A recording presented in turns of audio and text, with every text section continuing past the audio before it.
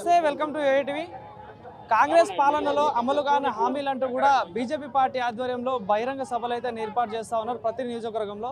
So ఈ రోజు జూబ్లీహిల్స్ నియోజకవర్గంలో కూడా రాణి రుద్రమాదేవి గారి ఆధ్వర్యంలో కూడా ఇక్కడ సభ అయితే చేపట్టారు. సో మరి మాట్లాడదాం, మరి ఆ కాంగ్రెస్ పార్టీ పాలనలో 6 గ్యారెంట్లు అమలయ్యాయా లేదా అనేది. మేడం నమస్తే. సో మరి ఒక పక్క కాంగ్రెస్ పార్టీ ఏమో 6 గ్యారెంట్లు అమలైపోయాయని చెప్పేసి పండగ సంబరాలు చేస్తా ఉన్నారు ప్రజాపాలన పేరిట. మరి ఏంది నిజంగా అమలు అయ్యాయా 6 గ్యారెంట్లు అంటే ఏం చెప్తున్నారు? 6 గ్యారెంటీల పేరుతోటి మోసం చేసి అధికారంలోకి వచ్చినటువంటి కాంగ్రెస్ ప్రభుత్వ నిజం వైఖరి ఏంటి, నిజ స్వరూపం ఏంటి అనేటువంటిది ఇలా చాలా స్పష్టంగా తెలంగాణ ప్రజలందరూ కూడా చూస్తున్నారు. ఇవాళ మనం ఇక్కడ చూస్తున్నాం, వాళ్ళు చెప్పినటువంటి 6 గ్యారెంటీలు, చేసినటువంటి 66 మోసాలు, 420 అబద్ధాలు, అవన్నీ కూడా మోసము అని చెప్పేసి, అవన్నీ అబద్ధాలే అని చెప్పేసి గ్యారెంటీల పేరుతోటి గారడీ చేసిండ్రు తప్ప ఇక్కడ ఏం లేదు అనేటువంటిది చాలా స్పష్టంగా తెలంగాణ ప్రజలందరికీ కూడా అర్థమైంది. ఇవాళ రైతు భరోసా ఇస్తామని చెప్పి రైతులను మోసం చేసిండ్రు, ఇవాళ ఇండ్లు కట్టిస్తామని చెప్పి మహిళలను మోసం చేసిండ్రు, స్కూటీలు ఇస్తామని చెప్పి విద్యార్థులను మోసం చేసిండ్రు, తులం బంగారం ఇస్తామని పెళ్లి చేసుకొని పిల్లలను మోసం చేసినారు, 5 లక్షలు ఇస్తామని చెప్పి యువతలను మోసం చేసినారు, 4000 పెన్షన్ ఇస్తామని చెప్పి వృద్ధులను మోసం చేసినారు. అంటే వాళ్ళు మోసం చెయ్యనటువంటి వర్గం ఏదన్నా ఉంది అని అంటే ఏది కూడా లేదు. సో పూర్తిగా మోసాలు చేసి వచ్చినటువంటి ఈ ప్రభుత్వ వైఖరి 100 రోజులు పోయినాయి, పార్లమెంట్ ఎలక్షన్ పోయింది, ఇవాళ ఏడాది కూడా అయిపోయింది. ఆఖరికి వాళ్ళ అబద్ధాలకు భయపడి తెలంగాణలో భూమే బద్దలయ్యేటటువంటి పరిస్థితి వచ్చింది. కాబట్టి ఇవాళ ప్రజలందరికీ కూడా చూస్తున్నారు. డెఫినెట్గా రాబోయే రోజుల్లో కాంగ్రెస్ పార్టీని బొందబెడతారు, భారతీయ జనతా పార్టీని అధికారంలోకి తీసుకొస్తారు. ఎవరు చేయని విధంగా కూడా 20,000 కోట్లతో కూడా రుణమాఫీ చేసిన చరిత్ర కాంగ్రెస్ పార్టీది. గతంలో కూడా చేసింది, ఇప్పుడు కూడా చేసింది. కానీ ప్రతిపక్షాలు దీన్ని తప్పుదోవ పట్టిస్తున్నట్టు కూడా ప్రధానంగా కాంగ్రెస్ పార్టీ నాయకులు చెప్తారు. ఎంతవరకు వాస్తవం అంటారు ఇది? కరెక్ట్గా ఏడాది క్రితం డిసెంబర్ 7వ తారీఖు నాడు మేము అధికారంలోకి వస్తే 9వ తారీఖు నాడు మా సోనియమ్మ పుట్టినరోజు నాడు ఒక్క సంతకంతో ఏకకాలంలో 2 లక్షల రైతు రుణమాఫీ చేస్తామని చెప్పిండ్రు. ఏడాది అయిపోయింది, ఆమె పుట్టినరోజు మళ్ళీ కూడా వస్తుంది కదా. మరి అయినా కూడా నువ్వు చేయలే. ఇప్పుడు ఇన్ని దేవతలకు భయం అయిపోయి ఇవాళ ఒట్లేసి భూకంపాలు ఎట్లొచ్చినాయో, అమ్మ సోనియమ్మ కూడా ఆరోగ్యంగా ఉండాలి, ఆమె కూడా నిండు 100 ఏళ్ళు మంచిగా చల్లగా బతకాలి అంటే నువ్వు అమ్మ మీద కూడా ఒట్టేసినావు. ఇవాళ ఆ రుణమాఫీ చేయాలని మేము అడుగుతున్నాం. ఎక్కడ మేము ఏమంటున్నామంటే రేవంత్ రెడ్డి గారి సొంత గ్రామం కొండారెడ్డిపల్లెకి పోదాం, అక్కడ చేసినావా పోనీ రుణమాఫీ చెప్పు. అందరు రైతులకు అయిందా? కాలే. కాబట్టి వాళ్ళు చేసిందంతా కూడా మోసమే. వాళ్ళు ఇచ్చిన హామీలన్నీ అలవకాని హామీలే. ఈనాటి వరకు కూడా ఏ ఒక్కటి కూడా పూర్తి స్థాయిలో చేయనటువంటి ప్రభుత్వం కాంగ్రెస్. అంటే విద్యా వ్యవస్థ చూసుకున్నా కూడా ఎట్లా ఉంది మేడం? అంటే ఎందుకంటే గురుకులాల్లో కూడా ఫుడ్ పాయిజన్ అయ్యి కూడా పిల్లలందరూ చాలా ఇబ్బంది పడతా ఉన్నారు. దాని మీద మీరు కూడా చాలా స్టాండ్ తీసుకున్నారు. సో ఏం చెప్తారు మరి రాష్ట్రంలో ఆ కాంగ్రెస్ ప్రభుత్వం ఇట్లా జరుగుతున్న దాన్ని? అంటే బీఆర్ఎస్ అధికారంలో ఉన్నప్పుడు విద్యారంగం పూర్తిగా అచేతన స్థితిలోకి వచ్చేసింది. ఇవాళ పూర్తిగా నిర్వీర్యం అయిపోయింది. కాంగ్రెస్ పార్టీ వచ్చినాక ఇంకా అధ్వానమైనటువంటి పరిస్థితులకు ఏర్పడ్డది.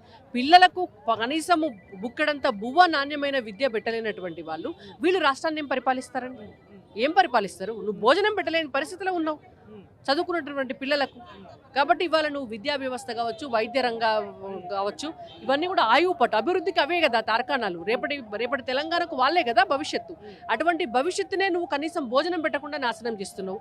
మళ్ళీ పేరుకు నేను మూసీ చేస్తా, నేను హైడ్రా చేస్తా, నేను ఫ్యూచర్ సిటీ చేస్తా, నేను అద్భుతాలు సృష్టిస్తా, ఆకాశంలో బంగ్లాలు కడతా అంటే పాతాళంలో ఇంకేదైనా చేస్తా అంటే మొత్తం అల్లావుద్దీన్ అద్భుత దీపం లెక్క మాయల పక్కీరు చెప్పినట్టు ముచ్చట్లు చెప్పడానికి తప్ప దేనికి కూడా కాంగ్రెస్ పార్టీ ప్రభుత్వం ఇవాళ ఉన్నటువంటి పరిస్థితుల్లో నిజాలు చెప్పి నిజాలు చేసే పరిస్థితిలో లేదు. ఇవన్నీ కూడా ప్రాక్టికల్గా ఏది కూడా సాధ్యమయ్యే పరిస్థితి కాదు.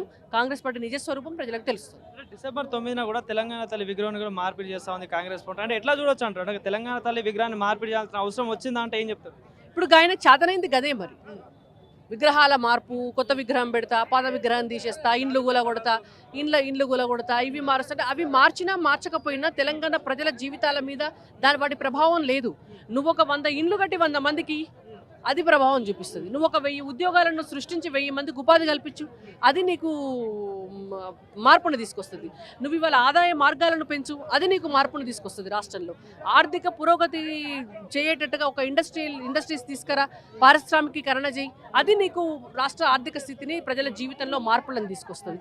ఇవాళ రైతుల ఆదాయ మార్గాలు పెరిగేటట్టు చూడు, ఇవాళ ఉపాధి మార్గాలు చూడు, వాళ్ళకి ఫుడ్ ప్రాసెసింగ్ యూనిట్స్ పెట్టు, దాని ద్వారా మీకు లాభం జరుగుతుంది తప్ప ఇవాళ వేరే వాటి వల్ల తెలంగాణ తల్లి విగ్రహం మారిస్తే ఏమవుతుంది, మార్చకపోతే ఏమవుతుంది?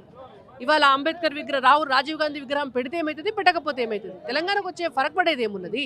కాబట్టి ఇట్లా టైం వేస్ట్ చేసి బుల్డౌట్ చేసుకుంటా, public attention, media attention divert చేసుకుంటా ఇవాళ తను పొద్దెల్ల తీస్తున్నాడు తప్ప ఇవేవి కూడా ప్రజల కోసం పనిచేసే ప్రజాపాలన ప్రభుత్వం అయితే ఇది కాదు. సో ఏం చేస్తాను ఈ రోజు రాష్ట్రం అంటే హైదరాబాద్ లో కూడా బీఆర్ఎస్ పార్టీ ఎమ్మెల్యేలు మంత్రులందరూ కూడా అరెస్ట్ చేసి పోలీసులు అరెస్ట్ చేసిన పరిస్థితి. అంటే ఇదంతా ఎట్లా చూడొచ్చు అంటారు, ఏం చేస్తారు?